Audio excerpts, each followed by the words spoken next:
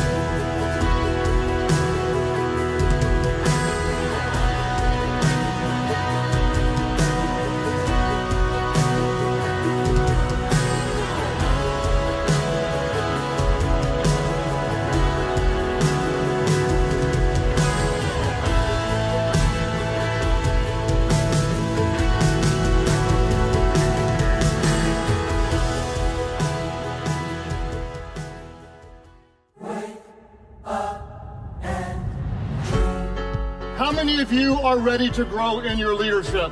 Most of the times, the growth option is the scariest one.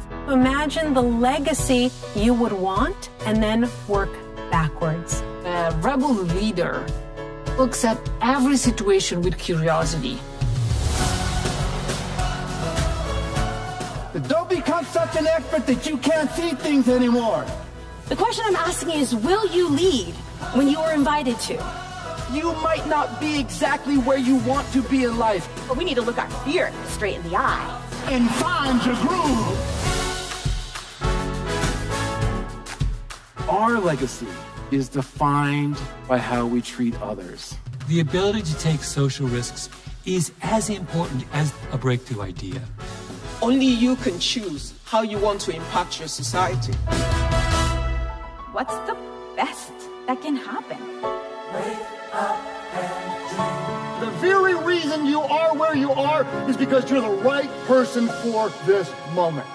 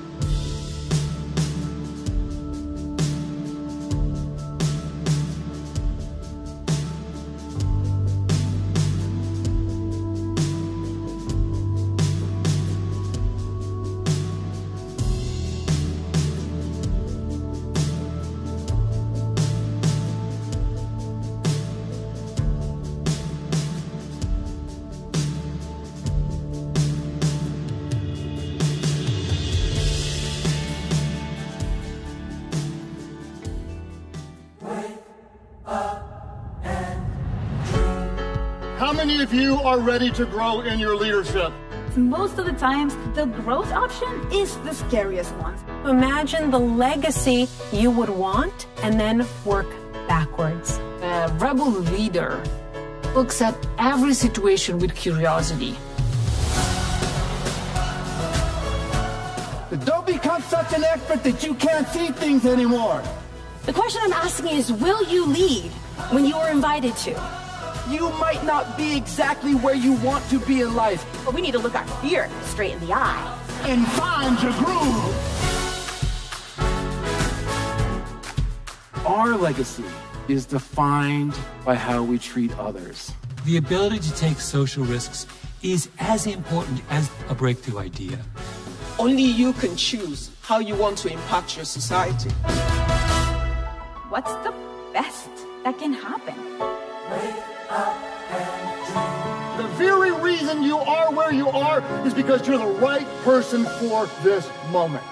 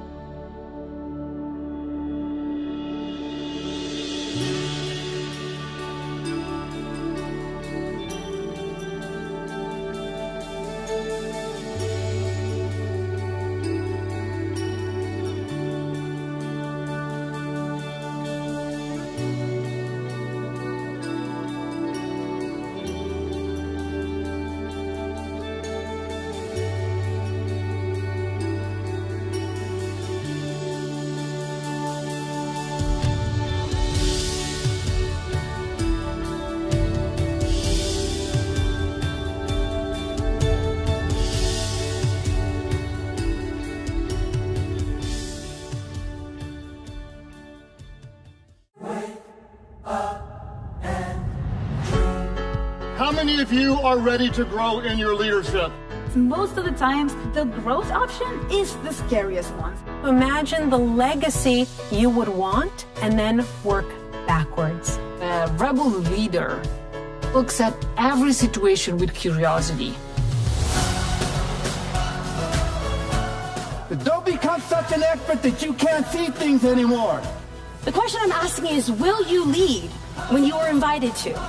You might not be exactly where you want to be in life. But we need to look our fear straight in the eye. And find your groove. Our legacy is defined by how we treat others. The ability to take social risks is as important as a breakthrough idea.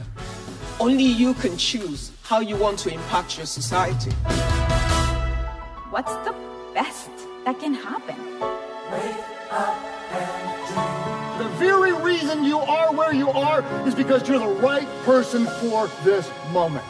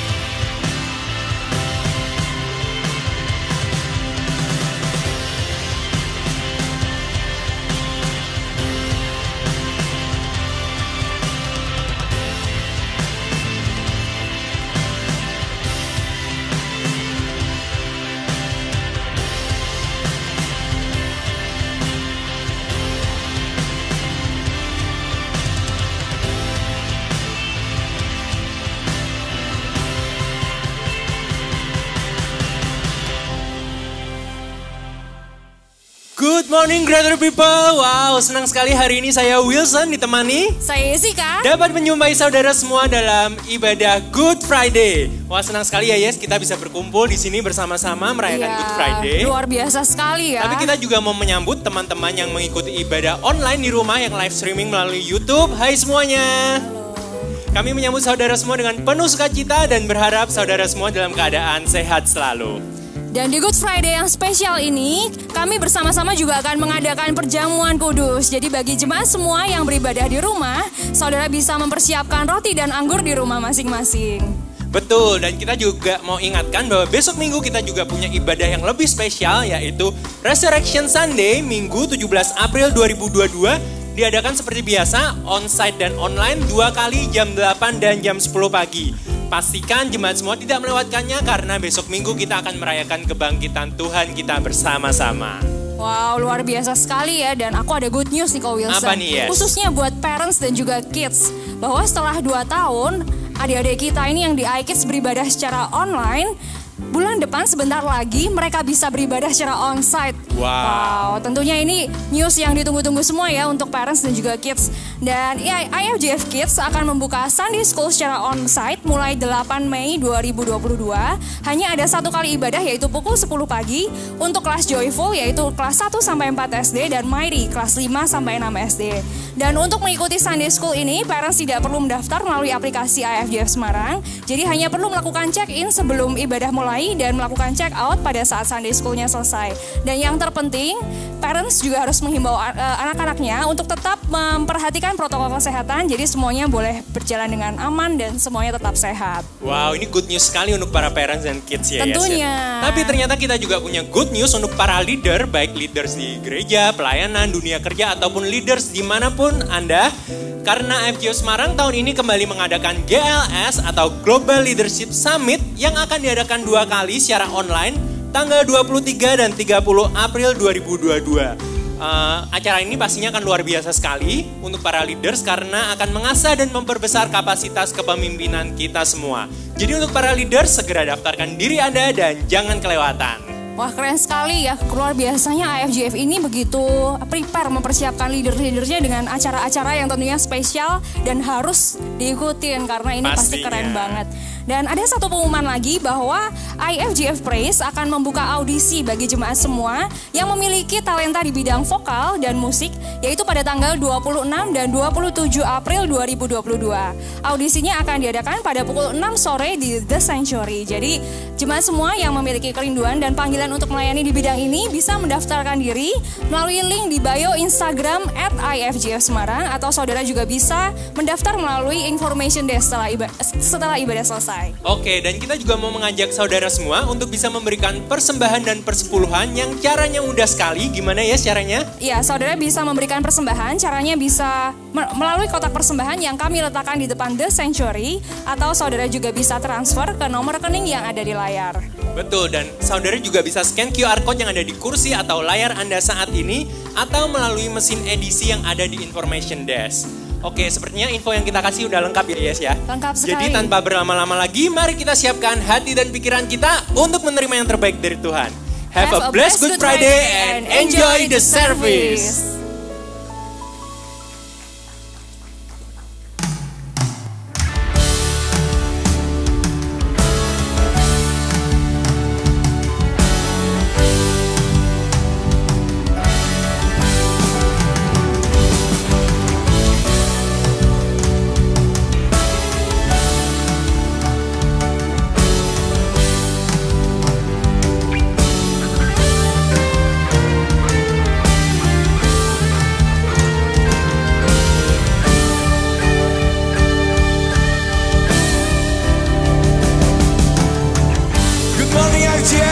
Mari semuanya bangkit berdiri. Hari ini kita diingatkan akan kasih Tuhan yang sungguh besar buat hidup setiap kita. Karena Dia rela disalib untuk tebus setiap kita yang ada di tempat ini. Amin. Mari kita berdoa. Bapak, kami mengucap syukur Tuhan untuk karya penebusan-Mu Tuhan. Biar kami mau memuji dan menyembah-Mu Tuhan. Biar Engkau disenangkan Tuhan, Engkau dimuliakan. Haleluya. Amin. Thank you Lord. Terima kasih buat kasih-Mu Tuhan. Kawan semuanya tepuk tangan ya.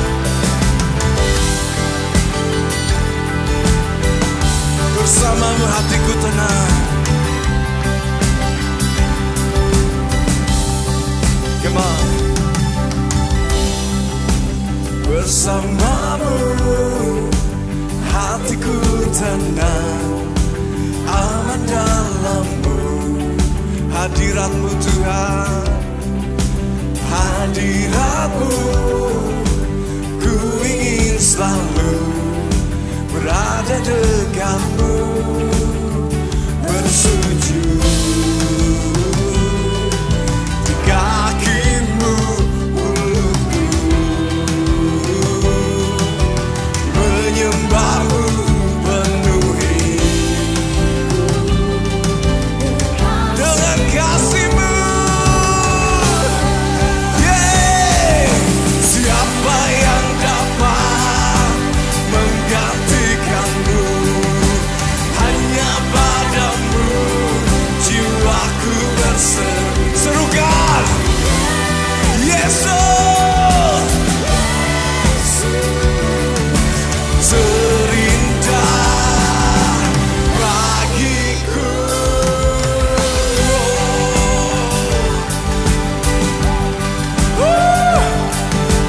Kita punya Allah yang dahsyat. Amin. Thank you Lord.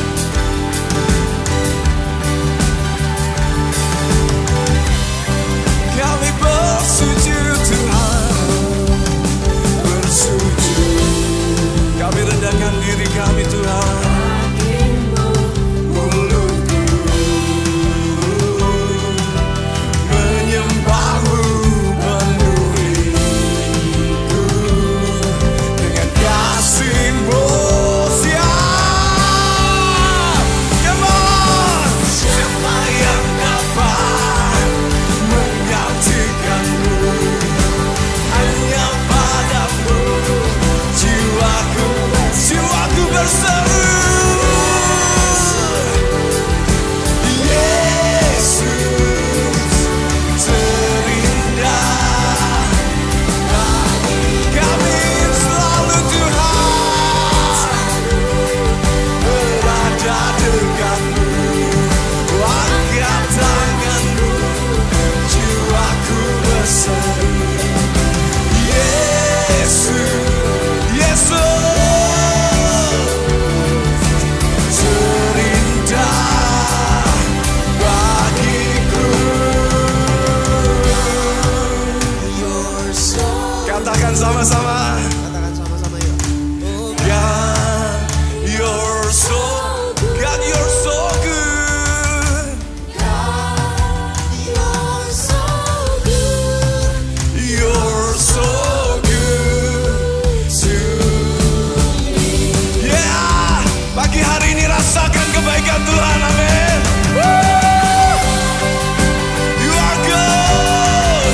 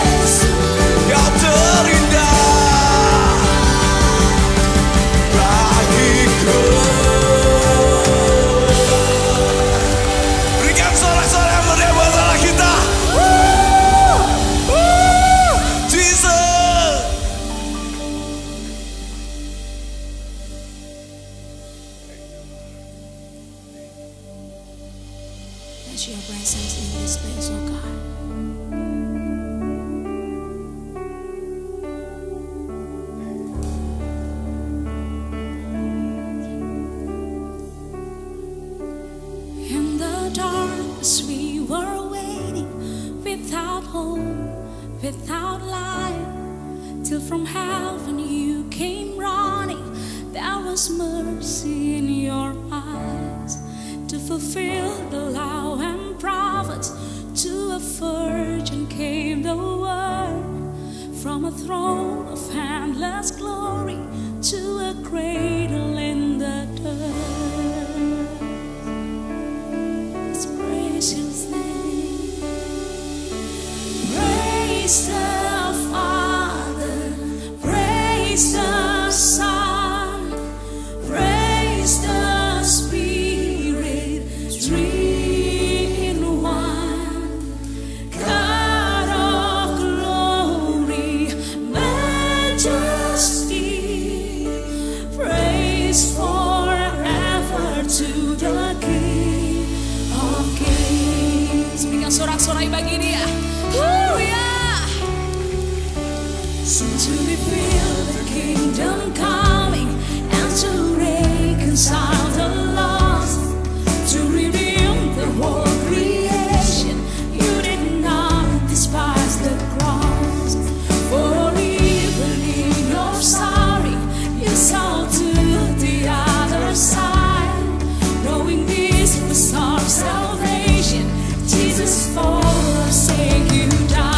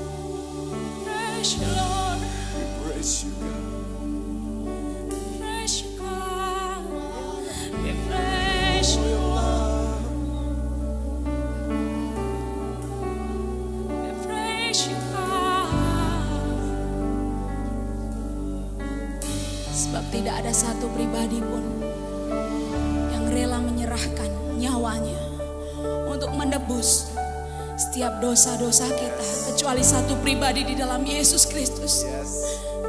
Kasih yang tidak terbatas, kasih yang tidak bersyarat. Kasih yang tidak bersyarat itu hanya kita dapatkan di dalam Dia. Di dalam satu nama yang berkuasa, Tuhan Yesus Kristus. Pagi hari ini ungkapkan rasa syukurmu. Terima kasih Tuhan. Terima kasih Tuhan. Yes, we know you love me, God. Jesus loves me. Yes, we know, God. Yes, Jesus.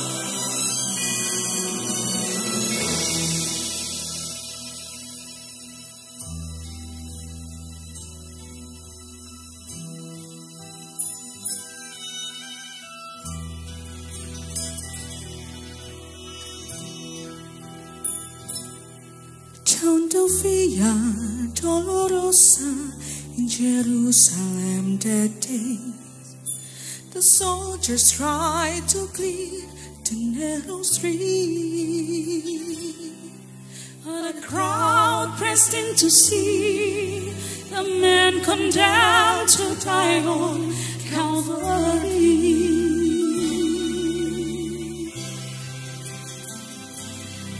He was bleeding from the beating, there were stripes upon his back, And he wore a crown of thorns upon his head. And he bore with every step the soul of those who cry out for his name. Down Via Dolorosa, on the way of suffering, like a lamb came the Messiah, Christ the King. But he chose to walk the road of his love for you and me. Down the Via Dolorosa, on the way to Calvary.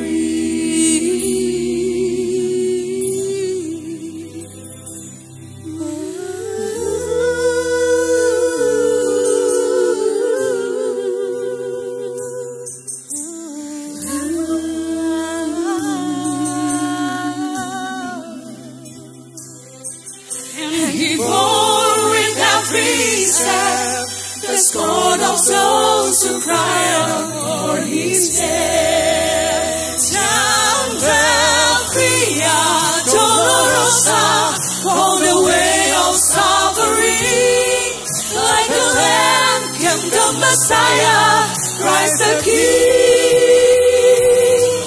But he chose to walk the road of his love for you and me.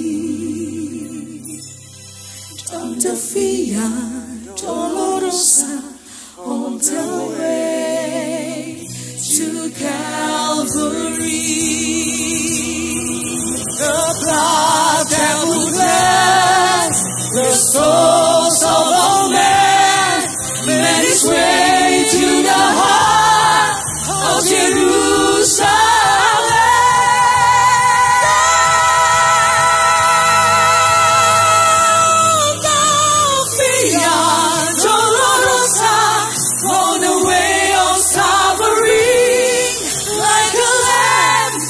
Messiah, Christ the King.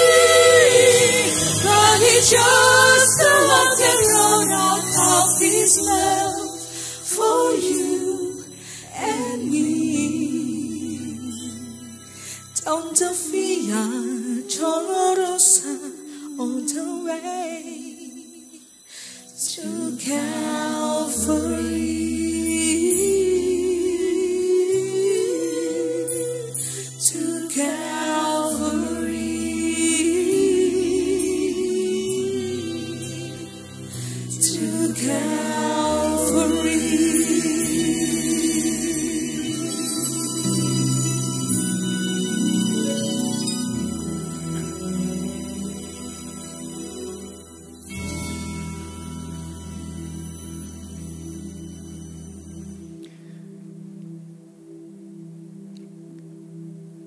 Kemudian serdadu-serdadu wali negeri membawa Yesus ke gedung pengadilan, lalu memanggil seluruh pasukan berkumpul sekeliling Yesus.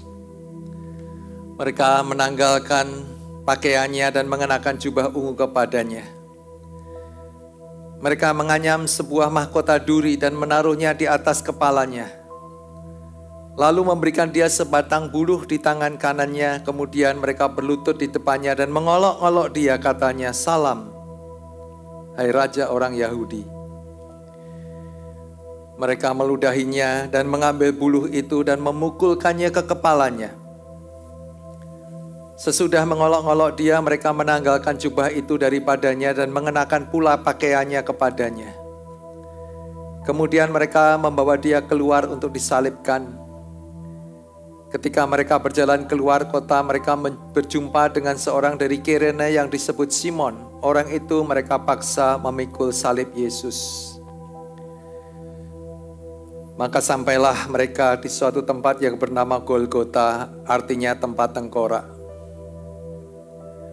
Lalu mereka memberi dia minum anggur bercampur empedu. Setelah ia mengecapnya, ia tidak mau meminumnya. Sesudah menyalibkan dia, mereka membagi-bagi pakaiannya dengan membuang undi. Lalu mereka duduk di situ menjaga dia. Dan di atas kepalanya terpasang tulisan yang menyebut alasan mengapa ia dihukum. Inilah Yesus, Raja orang Yahudi. Mulai dari jam 12 kegelapan meliputi seluruh daerah itu sampai jam 3. Kira-kira jam 3 berserulah Yesus dengan suara nyaring, Eli, Eli, lama sabachthani. Allahku, Allahku, mengapa engkau meninggalkan aku?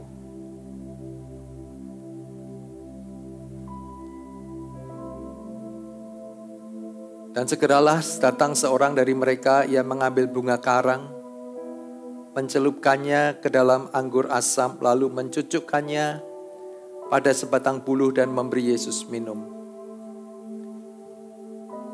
Yesus berseru pula dengan suara nyaring, lalu menyerahkan nyawanya. Hari ini kita memperingati hari yang sangat mudah terlupakan. Karena jarang dirayakan dengan pesta yang besar. Tetapi sesungguhnya apa yang kita peringati hari ini, yaitu hari Jumat Agung. Suatu peristiwa Yesus disalib adalah peristiwa yang terbesar dalam sejarah umat manusia. Dan juga peristiwa terbesar dalam hidup setiap kita. Alkitab mengatakan bagi orang dunia kematian Yesus adalah sebuah kekalahan. Tetapi sesungguhnya ini adalah kemenangan Yesus atas dosa dan maut, dan oleh karena kasih karunia dan iman kita kepadanya juga menjadi kemenangan setiap kita. Mari kita bangkit berdiri bersama-sama. Anda bisa mengangkat roti dengan tangan kananmu tinggi ke atas.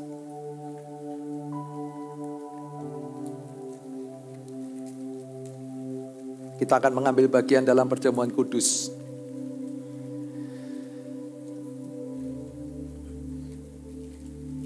Firman Tuhan mengatakan, sebab apa yang telah kuteruskan kepadamu telah aku terima dari Tuhan. Yaitu bahwa Tuhan Yesus pada malam waktu ia diserahkan mengambil roti. Dan sesudah itu ia mengucap syukur atasnya.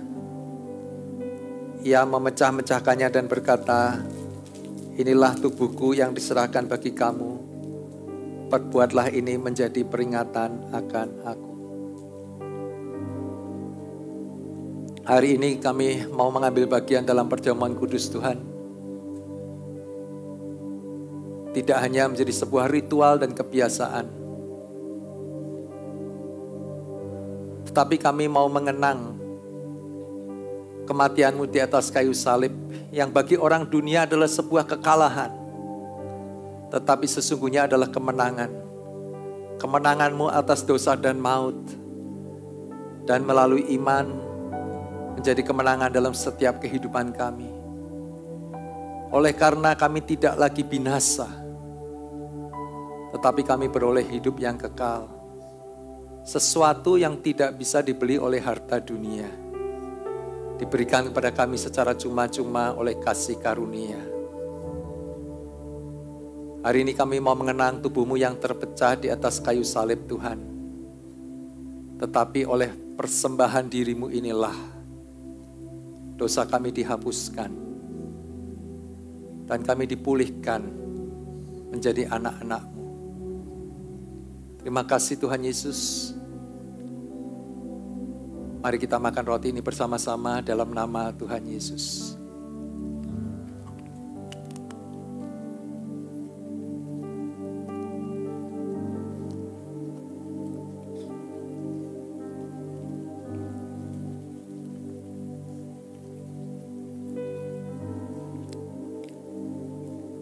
Mari angkat cawan anggur dengan tangan kananmu tinggi ke atas. Demikian juga ia mengambil cawan sesudah makan lalu berkata, cawan ini adalah perjanjian baru yang dimeteraikan oleh darahku. Perbuatlah ini setiap kali kamu meminumnya, menjadi peringatan akan aku. Kami mengucap syukur buat cawan berisi anggur ini Tuhan. Jadi lambang dari darah-Mu yang tercurah di atas kayu salib. Membasuh setiap dosa dan mematahkan setiap kutuk dalam kehidupan kami. Dan membuat kami Tuhan hidup di dalam perjanjian dengan Engkau. Hari ini hamba berdoa, Tuhan, mari sesuai dengan firman-Mu mengatakan, yang sakit akan disembuhkan oleh bilur-bilur-Mu ya Tuhan.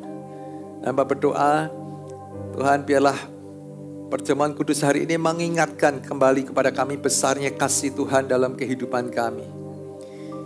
Dan mengingatkan akan perjanjian kami bersama dengan Engkau sendiri Tuhan. Bahwa Tuhan tidak akan pernah melepaskan hidup kami. Bahwa Tuhan akan selalu hadir dalam setiap kehidupan kami Tuhan. Apapun musim yang kami lalui. Dan terima kasih Tuhan oleh karena darah-Mu Tuhan Yesus. Membuat kami bisa masuk dalam persekutuan dengan Engkau sendiri. Terpujilah nama-Mu ya Bapa. Hamba berdoa pagi hari ini. Siapapun yang perlu kuasa Tuhan bekerja di dalam hidup mereka. Hamba berdoa kuasa yang sama yang membangkitkan Engkau dari antara orang mati. Kuasa itu bekerja dalam hidup mereka, dalam usaha pekerjaan mereka, di dalam keluarga mereka.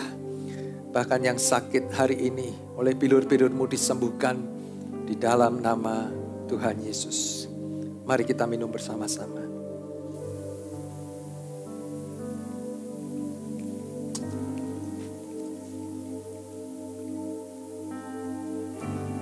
God loved the world, gave His only Son, who's given all His life, cleanse me from my sin. God has won my heart, broke my chains apart, cast away my shame, and make me whole again. He died on Calvary. He paid the price for me. Come on, everybody sing. Oh, Jesus, Jesus, your blood was shed for me.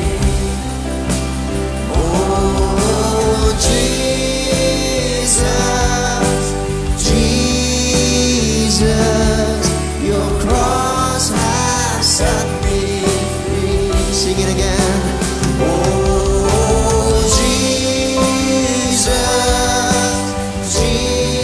Jesus, your blood was shed for me. Oh, Jesus, Jesus, your cross has set me free. Panggil nama Dia. Oh, Jesus, Jesus, Jesus. Yes, we want to call your name, oh God. Oh, Jesus, Jesus,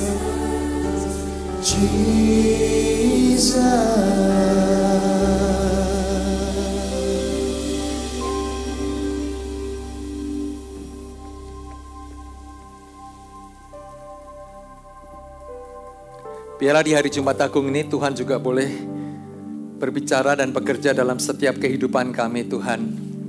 Saat kami ada di dalam rumah-Mu, kami membuka hidup kami Tuhan. Untuk Tuhan berkarya lakukan sesuatu dalam hidup kami Tuhan. Sehingga pulang dari tempat ini ada sesuatu yang sudah Tuhan kerjakan dalam hidup kami secara pribadi. Dan bahkan juga Tuhan saat ini kami memberikan hidup kami untuk menerima firman-Mu ditaburkan dalam hidup kami Tuhan. Firman yang akan menguatkan setiap iman kami. Sehingga kami akan punya iman yang tak tergoyahkan. Khususnya di hari Jumat Agung ini Tuhan, akan karya agung-Mu dalam setiap kehidupan kami bahkan untuk umat manusia. Engkau datang ke dunia untuk mati bukan sebagai sesuatu kekalahan, tapi suatu kemenangan besar. Karena oleh kematian-Mu maut sudah dikalahkan. Supaya kami boleh hidup di dalam kemenangan. Terima kasih Tuhan Yesus. Speak to us. Bicara pada kami Tuhan pagi hari ini. Dalam nama Tuhan Yesus kami berdoa. Amin. Silakan duduk Bapak Ibu sekalian. Selamat hari Jumat Agung. Umat manusia sedang ada dalam masalah besar. Memang selama 2 tahun terakhir ini kita masuk atau kita hidup di masa-masa yang paling aneh. Ada pembatasan aktivitas sosial, aktivitas ekonomi, bahkan juga termasuk di dalam ibadah dan kebaktian kita karena pandemi COVID-19. Buat beberapa orang dampaknya sangat besar karena kegiatan ekonomi yang menurun, pendapatannya menurun, bahkan beberapa kehilangan pekerjaan, beberapa dari kita juga kehilangan orang-orang yang kita kasihi, orang-orang yang kita cintai, sahabat-sahabat kita, dan kita berdoa supaya sungguh-sungguh hari-hari ini merupakan ujung dari pandemi ini. Amin, saudara. Dan 2 bulan terakhir ini juga kita menghadapi sesuatu yang mungkin tidak pernah terpikirkan akan bisa terjadi di era modern ini, yaitu peperangan. Yang walaupun terjadi di benua Eropa sana, dampaknya sampai ke tempat ini. Yang paling merasakan pertama para ibu-ibu, ketika minyak goreng langka dan harganya naik, ya terjadi kelangkaan energi. Sopir saya lapor ketika saya suruh beli LPG, katanya LPG-nya naik banyak. Dan ini akan terus berlangsung, akan ada kelangkaan pangan. Dan semua yang makanan yang berbasis gandum harganya akan naik. Saya dengar bahwa pemerintah sebentar lagi akan menaikkan juga bahan bakar Pertalite. Dan kita juga belum tahu sampai kapan perang akan berlangsung. Dan selama perang akan berlangsung, maka semua masalah itu akan terus, atau krisis itu akan terus ada. Nah, walaupun masalah-masalah pandemi dan masalah-masalah yang tadi semuanya adalah masalah besar yang kita hadapi dalam kehidupan kita sehari-hari, tapi ini bukanlah masalah terbesar umat manusia. Lalu apa masalah terbesar umat manusia, saudara? Tidak lain adalah DOSA atau dosa. Kenapa dosa ini merupakan masalah terbesar untuk seluruh umat manusia, seluruh dunia, dari semua zaman, semua angkatan, dan semua generasi. Roma 3:23 mengatakan karena semua orang, artinya tidak ada yang terkecuali, telah berdosa dan telah kehilangan kemuliaan Allah. Saudara, dosa merupakan masalah besar karena akibat dosa manusia kehilangan kemuliaan Allah. Mungkin kita pernah kehilangan sesuatu dalam kehidupan kita. Kehilangan mobil, mungkin ada yang pernah kehilangan sepeda motor, ada yang pernah kehilangan pekerjaan, ada yang pernah kehilangan pacar. Tapi dosa membuat kita kehilangan sesuatu yang jauh lebih berharga dari semuanya itu dalam hidup kita, yaitu membuat kita kehilangan gambar Allah dalam hidup kita. Dosa merusak gambar Allah dalam diri manusia, yaitu karakter dan sifat Tuhan dalam diri manusia menjadi rusak. Dan oleh karena itulah manusia melakukan perbuatan-perbuatan dosa. Saudara perhatikan, jadi yang benar bukan karena perbuatan-perbuatan kita kemudian menjadikan kita manusia berdosa. Tetapi karena kita lahir dalam keadaan berdosa, maka manusia melakukan perbuatan dosa. Saya ulangi, yang benar bukan karena perbuatan-perbuatan kita yang membuat kita menjadi orang berdosa, melainkan justru karena kita ini sudah lahir sebagai pendosa, maka manusia tanpa harus diajari akan melakukan perbuatan-perbuatan dosa. Dan dosa ini merusak semua aspek kehidupan manusia. Daging manusia mencintai perbuatan dosa, kehendak manusia tidak lagi selaras dengan kehendak Tuhan. Pikiran manusia bisa merancangkan hal-hal yang jahat dan perasaan kita menjadi tumpul oleh karena dosa. Ayat yang sama, terjemahan lain dalam bahasa Inggris dikatakan, we are incapable of living the glorious lives God wills for us. Membuat kita tidak mampu hidup dalam hidup penuh kemuliaan yang Tuhan ingin untuk kita alami dalam kehidupan kita. Membuat kita tidak mampu, saudara. Ya. Sebagai contoh dituliskan dalam 2 Timotius pasal yang ketiga, manusia mencintai dirinya sendiri menjadi hamba uang. Mereka akan membual dan menyombongkan diri. Mereka akan menjadi pemfitnah. Mereka akan berontak terhadap orang tua dan tidak tahu berterima kasih, tidak mempedulikan agama. Tidak tahu mengasihi, tidak mau berdamai, suka menjelekkan orang, tidak dapat mengekang diri, garang, tidak suka yang baik, suka mengkhianat, tidak berpikir panjang, berlagak tahu, lebih menuruti hawa nafsu daripada menuruti Allah. Dan kita tahu semua sifat-sifat ini bukan sifat-sifat yang Tuhan mau wariskan dalam kehidupan kita. Manusia yang diciptakan menurut rupa dan gambar Allah. Masih ayat yang sama dalam terjemahan lain dikatakan, everyone falls short of the beauty of God's plan. Membuat manusia itu kemudian kita puas hidup dalam suatu standar kehidupan yang jauh daripada rancangan Tuhan. Tuhan merancangkan suatu kehidupan yang indah. Tuhan merancangkan suatu hidup yang penuh kemuliaan. Lalu manusia ini oleh karena dosa sudah masuk dalam kehidupan manusia, kita puas hidup dalam kehinaan yang jauh daripada rancangan Tuhan.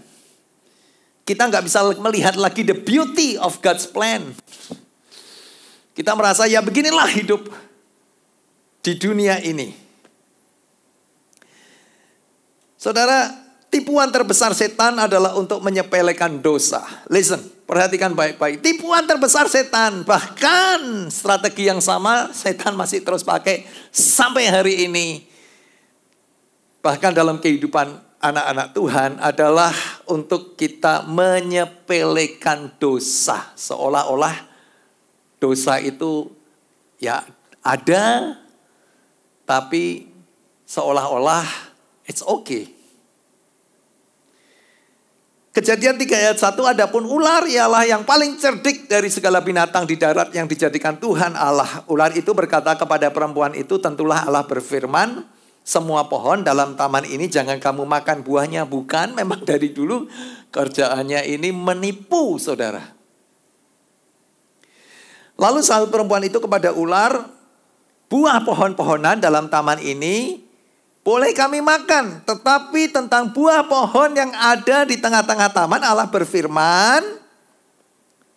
Jadi firmannya Tuhan jelas, perintahnya Tuhan jelas, dan manusia juga tahu, saudara, apa yang menjadi perintahnya Tuhan.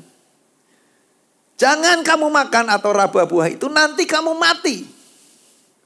Perintahnya jelas, konsekuensinya juga jelas, saudara. Ini dosa, dan konsekuensi dosa adalah mati. Tetapi ular berkata kepada perempuan itu, sekali-kali kamu tidak akan mati. Tetapi Allah mengetahui bahwa pada waktu kamu memakannya, matamu akan terbuka dan kamu akan menjadi seperti Allah, tahu tentang yang baik dan tentang yang jahat. Setan masih memakai strategi yang sama dari dulu sampai sekarang, mengajak kita menyepelekan dosa. Gak apa-apa, gak akan ketahuan. Sekali aja. Kesempatan bagus gak datang 2 kali. Biasanya itu yang dibisikkan kepada kita. Orang lain juga melakukan, apalagi kalau kita berpikir bukan hanya orang lain, semua orang juga melakukan. Dan yang paling dibisikkan, tipuan terbesar adalah kamu tidak akan mati, it's okay. Perempuan itu melihat bahwa buah pohon itu baik untuk dimakan dan sedap kelihatannya. Lagi pula pohon itu menarik hati. Memang dosa itu selalu dikemas untuk menarik hati. Sebab kalau dosa nggak menarik hati, ya siapa yang mau kan? Lalu ia mengambil dari buahnya dan dimakannya dan diberikan juga kepada suaminya yang bersama-sama dengan dia, dan suaminya pun memakannya. Ayat 7, maka terbukalah mata mereka berdua dan mereka tahu bahwa mereka telanjang, lalu mereka menyemat daun ara dan membuat cawat. Dosa membuat manusia hidup dalam perasaan bersalah. Dosa membuat manusia hidup terpisah dari Tuhan. Kalau tadinya saudara membaca dalam kitab Kejadian, manusia bisa jalan-jalan sama Tuhan, manusia bisa ngobrol sama Tuhan. Dan ketika manusia jatuh dalam dosa, mereka merasa malu kepada Tuhan dan hidup dalam perasaan bersalah sampai ngumpet saudara, ketika Tuhan datang harus cari Adam, Adam di manakah engkau? Saudara, maut bukan hanya berbicara tentang kematian secara jasmani, maut itu adalah ketika kita terpisah dari Tuhan. Saudara, bukan hanya dalam kehidupan kita di muka bumi, tapi untuk selama-lamanya terpisah dengan Tuhan. Oleh karena manusia hidup dalam rasa bersalah. Lalu Tuhan memberikan hukum Taurat. Begini saudara, pertanyaannya apakah rasa bersalah itu bisa membuat manusia hidup benar? Tentu jawabannya adalah tidak. Lalu Tuhan memberikan hukum Taurat untuk menyadarkan manusia akan dosa. Pertanyaannya apakah hukum dapat membuat manusia benar? Jawabannya juga tidak. Karena walaupun tahu hukumnya, manusia tidak berdaya untuk mematuhi hukum. Karena manusia hidup dalam daging. Ingat tadi akibat dosa merusak semua aspek kehidupan manusia, termasuk daging kita. Dituliskan dalam Roma 3:20, sebab tidak seorang pun dapat dibenarkan di hadapan Allah oleh karena melakukan hukum Taurat. Karena justru oleh hukum Taurat orang mengenal dosa. Terjemahan bahasa Inggris mengatakan, for no one can ever be made right with God by doing what the law commands. The law simply shows us how sinful we are. Jadi hukum itu diberikan hanya untuk menunjukkan betapa kita ini jauh dari standarnya Tuhan dan kita tidak berdaya untuk hidup menyesuaikan atau ikut standarnya Tuhan. Dan sebenarnya diberikan untuk membuat manusia itu merasa tidak berdaya dan berseru kepada Tuhan, minta anugerah dan kasih karunia.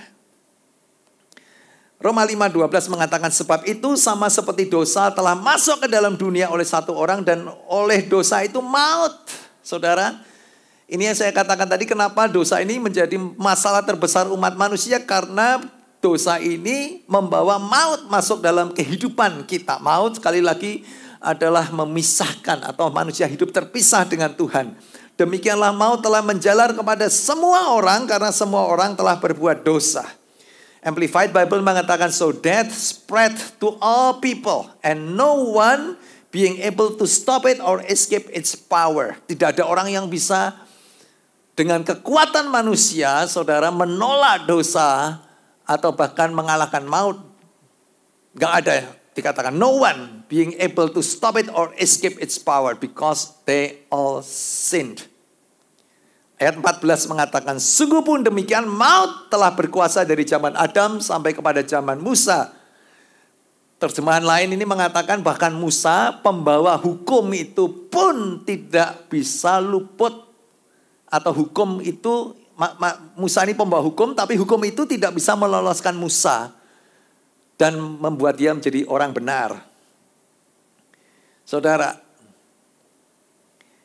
dan bahkan juga atas mereka yang tidak berbuat dosa dengan cara yang sama seperti yang telah dibuat oleh Adam. Kalau dosanya Adam, kelihatan Adam dan Hawa ini dilarang oleh Tuhan makan buah yang ada di tengah-tengah Taman Eden, tapi mereka nekat. Buah itu diambil, Alkitab mengatakan diraba aja nggak boleh, ini diambil dan dimakan. Tapi di sini dikatakan kemudian oleh karena perbuatan Adam itu, semua keturunan Adam, saudara, walaupun tidak melakukan dosa atau perbuatan dosa seperti Adam, juga menjadi orang berdosa. Kapan-kapan kalau kita ketemu Adam di surga, kita jitak kepalanya. Artinya walaupun kita punya anak, kemudian kita menyadari, wah, dunia ini penuh dosa, anak kita harus dilindungi, dibuatkan rumah yang semuanya ada di situ sehingga dia tidak perlu keluar dari rumah. Semuanya ada di rumah itu. Lalu kita pikir anak kita aman, gak bisa berbuat dosa, tapi tidak mengubah statusnya dia sebagai keturunan Adam. Dan sebagai keturunan Adam, kita adalah orang berdosa. Nah, yang menarik dalam ayat ini saudara perhatikan.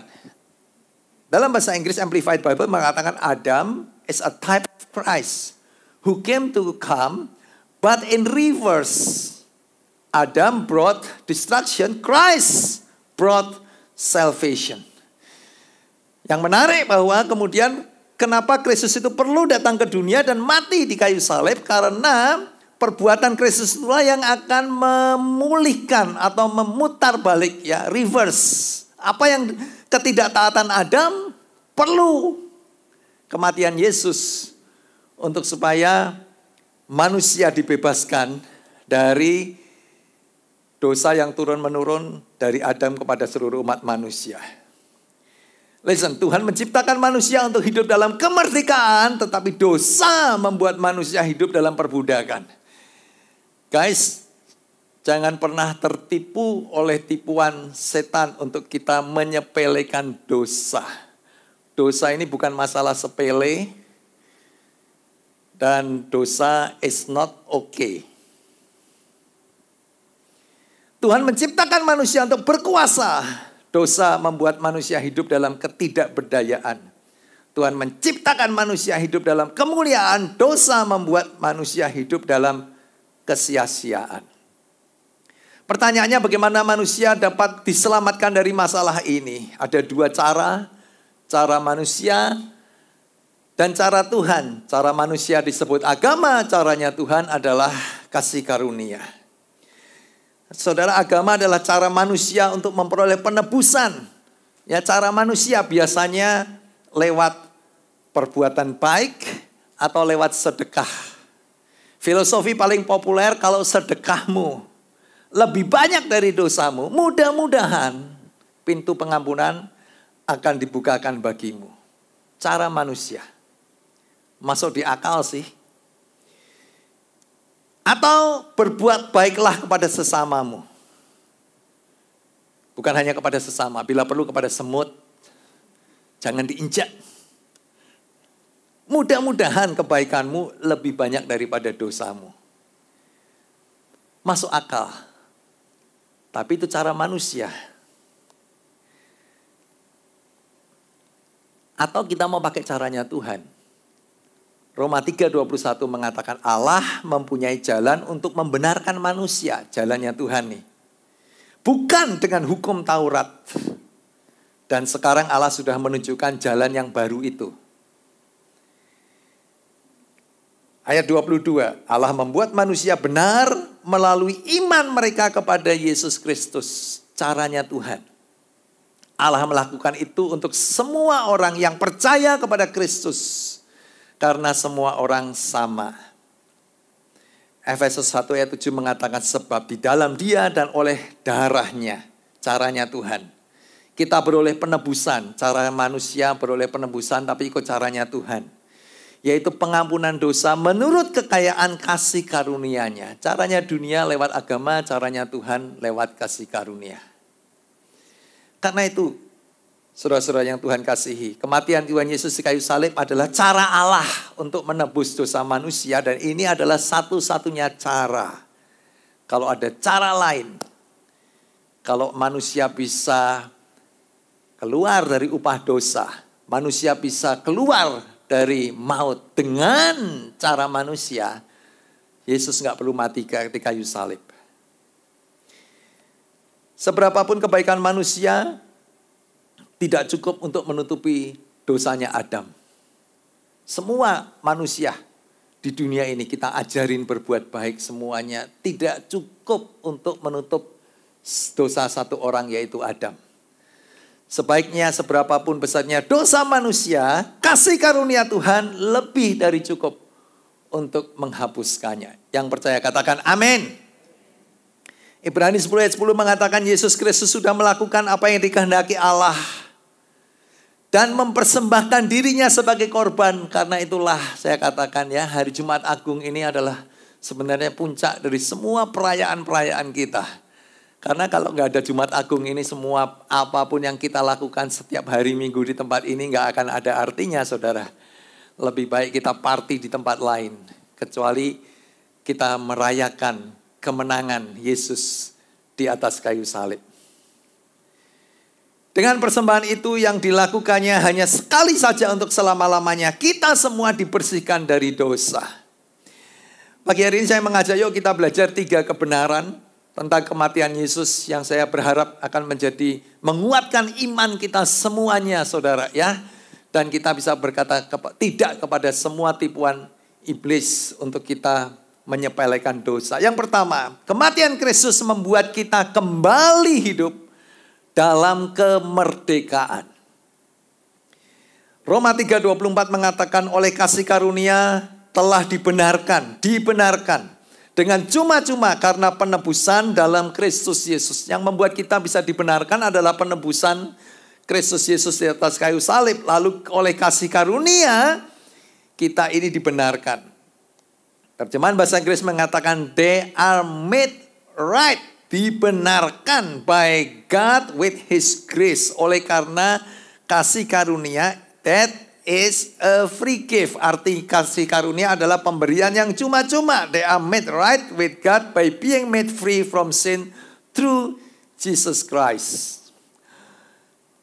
Roma 5 ayat 1 mengatakan sebab itu kita yang dibenarkan karena iman. Sekali lagi kata dibenarkan karena iman. Saudara, bukan karena perbuatan kita menjadi benar, tapi kita itu dibenarkan karena iman kita kepada Kristus. Kita hidup dalam damai sejahtera dengan Allah oleh karena Tuhan kita Yesus Kristus. Terjemahan bahasa Inggris mengatakan our faith in Jesus transfers God's righteousness to us, and He now declares us flawless in His eyes. This means we can now enjoy true and lasting peace with God. All because of what our Lord Jesus, the Anointed One, has done for us. Dikatakan akibatnya sekarang kita bisa menikmati suatu hubungan damai dengan Tuhan untuk selama-lamanya. Ingat, saudara, ketika Adam jatuh dalam dosa, lalu dia menjauh dari Tuhan. Manusia didesain serupa dengan gambar Allah supaya kita itu bisa bersekutu dan berkomunikasi dengan Tuhan. Tetapi dosa memisahkan manusia dari Tuhan, dan maut artinya terpisah dari Tuhan untuk selama-lamanya. Tetapi oleh karena kematian Tuhan Yesus kita ini dibenarkan, yang artinya kemudian kita juga diperdamaikan dengan Allah. Sehingga kita hidup dalam perdamaian dengan Tuhan sekali untuk selama-lamanya, baik dalam kehidupan kita di muka bumi ini maupun dalam kehidupan setelah hidup kita di muka bumi ini. Saudara, kita menjadi orang benar bukan karena usaha kita untuk hidup benar, tetapi karena kita sudah dibenarkan, maka kita dapat hidup benar. Yang kedua, saudara, kematian Kristus membuat kita kembali hidup dalam kemenangan. Haleluya.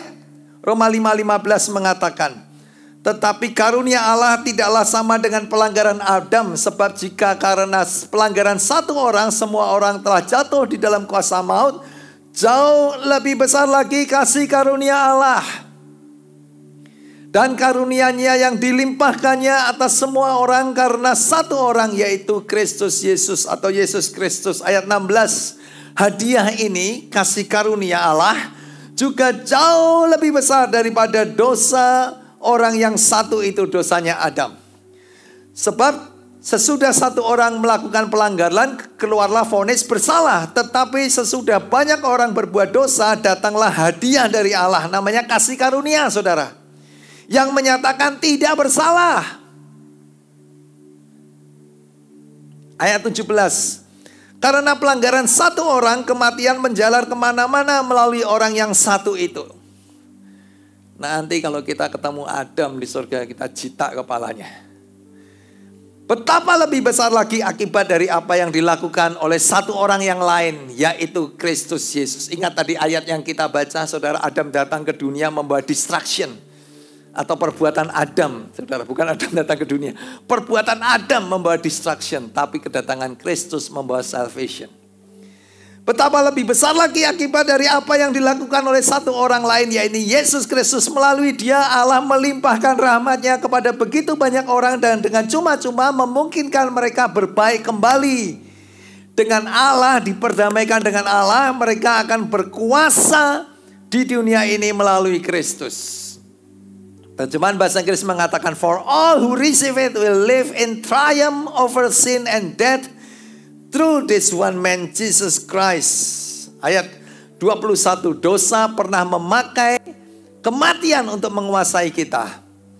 Tetapi Allah telah memberikan lebih banyak kasih karunia kepada manusia, sehingga kasih karunia itu dapat berkuasa dan membuat manusia benar di hadapannya. Itulah yang membawa hidup yang kekal melalui Kristus Yesus Tuhan kita.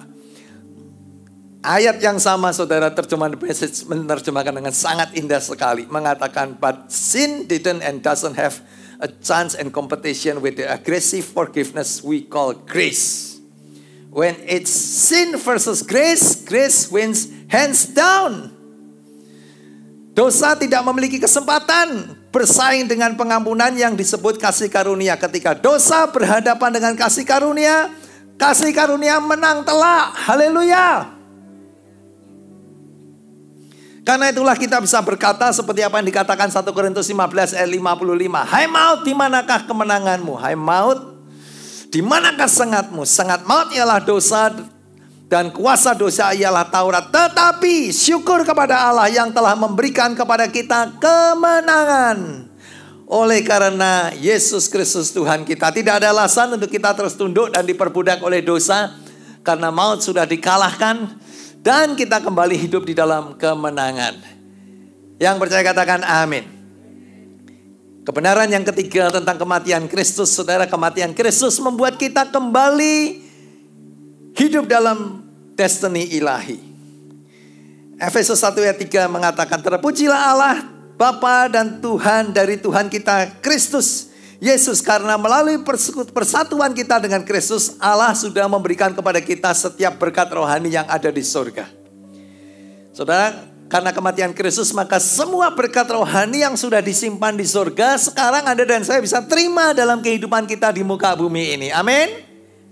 Sebelum dunia diciptakan, Allah sudah memilih kita. Artinya Dia sudah mengasihi kita dan berencana untuk mempersatukan kita dengan Kristus, supaya kita disucikan dan dianggap tidak berdosa di hadapannya.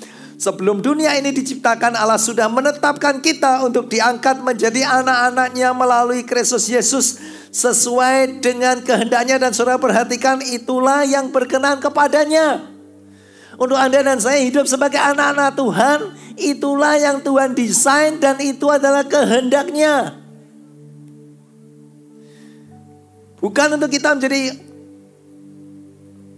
anak yang terhilang atau orang yang hidup jauh dari Tuhan. Yang menjadi kehendaknya adalah untuk setiap dari kita hidup sebagai anak-anak Tuhan dan menikmati semua berkat yang Tuhan sudah sediakan di surga buat setiap kita anak-anaknya. Efesus 1 ayat 7 mengatakan, melalui persatuan dengan Kristus kita sudah ditebus dengan korban darahnya. Itulah kenapa perlu Jumat Agung 2000 tahun yang lalu, saudara. Sebagai bayaran atas hukuman dosa yang seharusnya kita tanggung. Saya berharap kita punya appreciation yang cukup setiap hari dalam kehidupan kita, mengingat Jumat Agung, saudara. Dengan demikian dosa-dosa kita diampuni karena kebaikan hati Allah yang luar biasa. Bukan karena kebaikanmu, tetapi karena kebaikan Allah. Kebaikan hatinya itu diberikan kepada kita secara berlimpah-limpah, sesuai dengan segala kebijaksanaan dan pengertian Allah. Sekarang Allah sudah menyatakan kepada kita rencananya, yaitu rencana yang dulu dirahasiakannya dari manusia sesuai dengan kehendaknya, yaitu rencana Allah yang berpusat pada Kristus.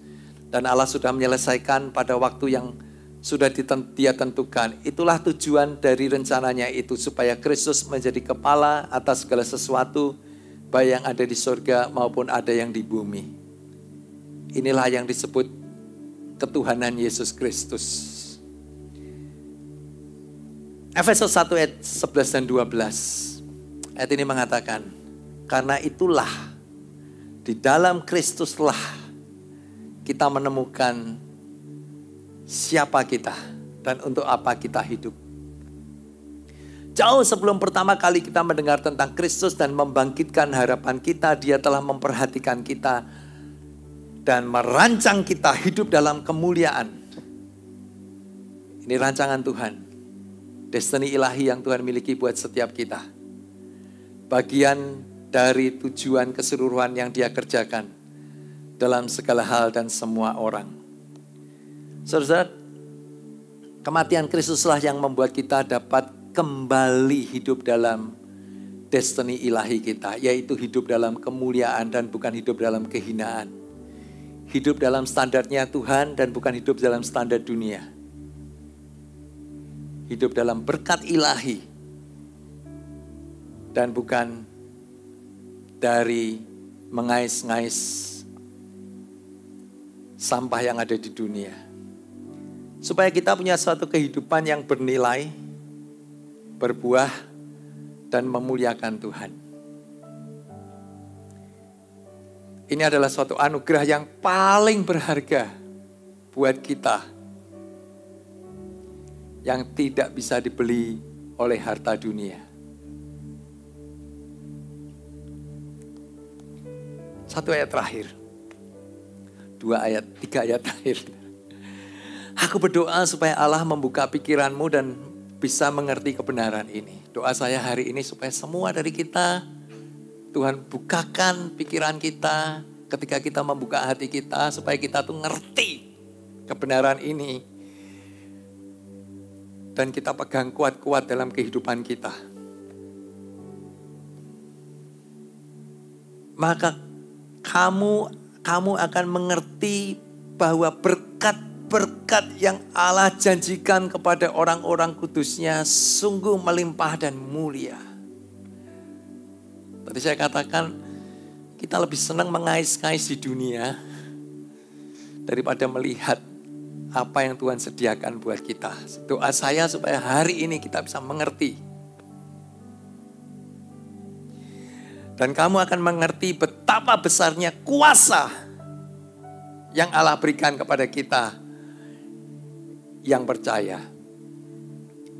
Ingat, dosa membuat kita hidup dalam ketidakberdayaan. Kematian Kristus membawa kita hidup dalam kemenangan. Saya berdoa supaya hari ini kita mengerti betapa besarnya kuasa yang Allah berikan kepada kita yang percaya. Kuasa itu sama seperti kekuatan besar yang Ia pakai untuk membangkitkan Kristus dari kematian dan menempatkan Kristus di tahta sebelah kanannya di surga. Kita bangkit berdiri yuk. Dosa membuat manusia hidup dalam perbudakan. Tetapi kematian Kristus membawa kita dapat kembali hidup dalam kemerdekaan. Yang percaya katakan amin. Dosa membuat manusia hidup dalam ketidakberdayaan, tetapi kematian Kristus, dan untuk itulah Kristus mati, membuat kita dapat kembali hidup dalam kemenangan. Dosa membuat manusia hidup dalam kesia-siaan, tetapi kematian Kristuslah yang membuat kita dapat kembali hidup dalam destiny ilahi. Tuhan mau supaya standar hidup kita adalah kemuliaan Tuhan. Jangan mau ditipu oleh setan, diturunkan standarnya. Jangan mau ditipu, kita menyepelekan dosa dalam kehidupan kita. Jangan mau kalau setan mengatakan it's okay, semua orang juga melakukannya. Jangan mau ditipu oleh setan kalau mengatakan sekali aja. Adam dosa cuma sekali, saudara. Bapa surga, terima kasih untuk apa yang kami bisa terima dari firman-Mu hari ini. Tidak ada kata yang bisa menggambarkan Tuhan ucapan syukur kami untuk karya-Mu di atas kayu salib 2000 tahun yang lalu. Ketika Engkau datang ke dunia, mempersembahkan diri-Mu sendiri, menanggung dosa kami. Supaya kami yang percaya kepadamu oleh iman menerima kasih karunia Tuhan. Dibenarkan bukan oleh karena kebaikan kita, kami bukan karena sedekah kami Tuhan. Tetapi kami menerimanya as a free gift. Ketika kami menyadari Tuhan, kami tidak berdaya. Semua kebaikan kami gak akan bisa menebus dosa kami. Bahkan seluruh harta benda kami berikan pada orang-orang pun tidak bisa menebus dosa kami. We are helpless, Lord. Kami adalah dalam masalah besar, Tuhan. Tapi disitulah Tuhan datang dan mengatakan, My grace is sufficient. Kasih karuniaku ini cukup. Dan kasih karuniamu lebih besar daripada dosa Adam. Terima kasih Tuhan. Karena kematian-Mu, kami boleh kembali hidup dalam kemerdekaan. Dosa tidak lagi berkuasa dalam kehidupan kami.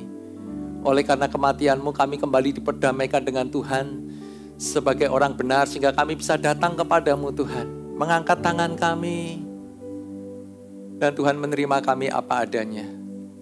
Terima kasih karena kematian-Mu, kami boleh kembali hidup dalam rancangan-Mu Tuhan. Hidup dalam standar ilahi. Suatu hidup yang penuh dengan kemuliaan. Satu hidup yang bernilai. Satu hidup yang berbuah. Dan kehidupan yang memuliakan nama Tuhan. Terima kasih Tuhan. Thank you Jesus. Kebaikan-Mu dalam kehidupan kami.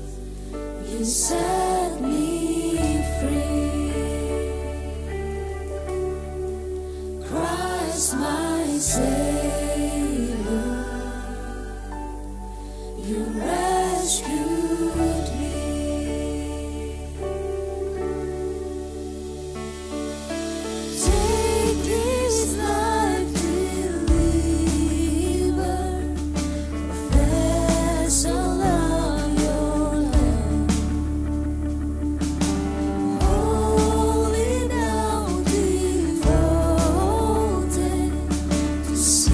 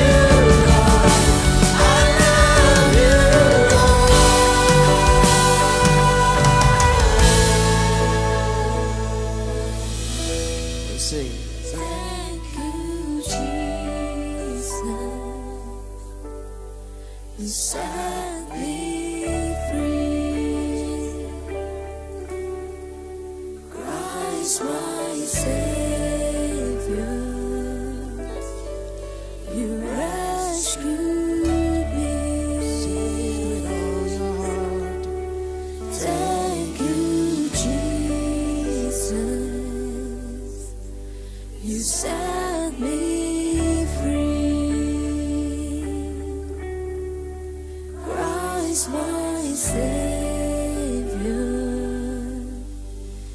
You rescue.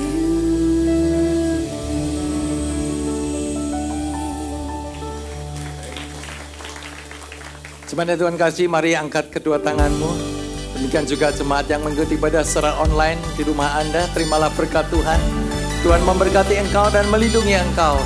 Tuhan menyinari engkau dengan wajahnya dan memberi engkau kasih karunia. Tuhan menghadapkan wajahnya kepadamu dan memberi engkau damai sejahtera. Berkat kasih karunia dari Allah Bapa, damai sejahtera dari Tuhan Yesus Kristus, serta persekutuan dengan Roh Kudus menyertai kita sekalian hari ini dan setiap hari. Sampai Maranatha, Kristus datang kembali. Yang percaya kita katakan amin. Happy Good Friday semuanya.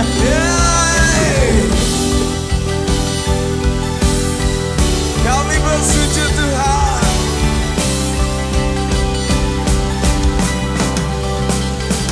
Bersujud di kakimu, mulutku menyembahmu penuhi dengan kasih-Mu. Siapa yang dapat menggantikanmu? Hanya padamu jiwaku berseru. Serukan Yesus, terindah bagiku. Ku ingin selalu berada dekatmu. Angkat tanganku, jiwaku berseru. Yesus,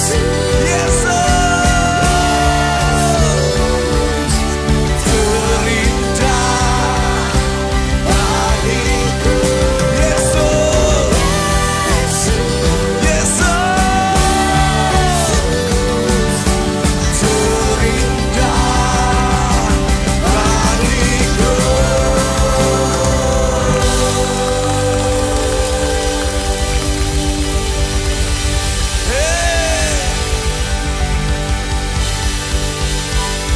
Have a blessed Good Friday.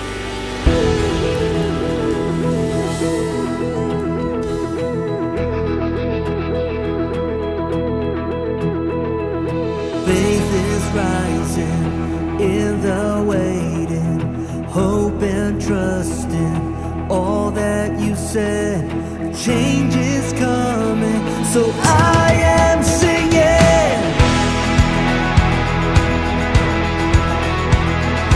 In the valley, I'm still praising.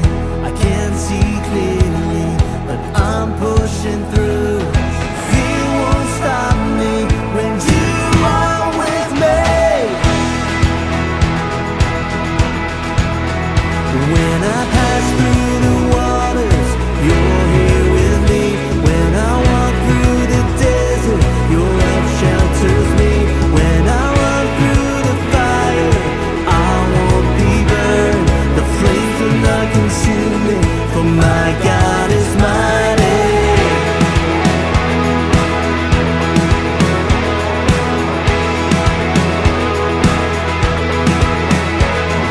Spirit's moving, victory's coming, walls are crumbling, you're breaking through, miracles happen when you are for me. When I pass through the waters, you're here with me. When I walk through the desert, your love shelters me. When I run through the fire, I won't be burned.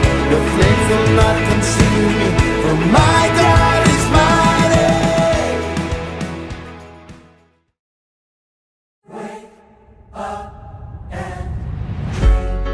How many of you are ready to grow in your leadership? Most of the times, the growth option is the scariest one. Imagine the legacy you would want and then work backwards. A rebel leader looks at every situation with curiosity. Don't become such an expert that you can't see things anymore. The question I'm asking is, will you lead when you are invited to?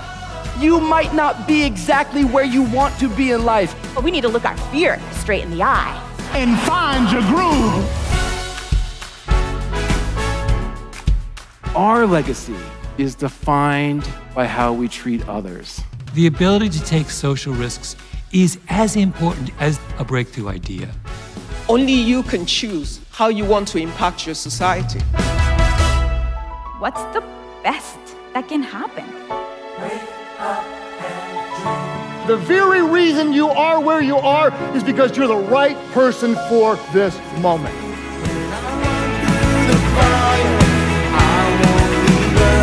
The flames will not consume me, for my God.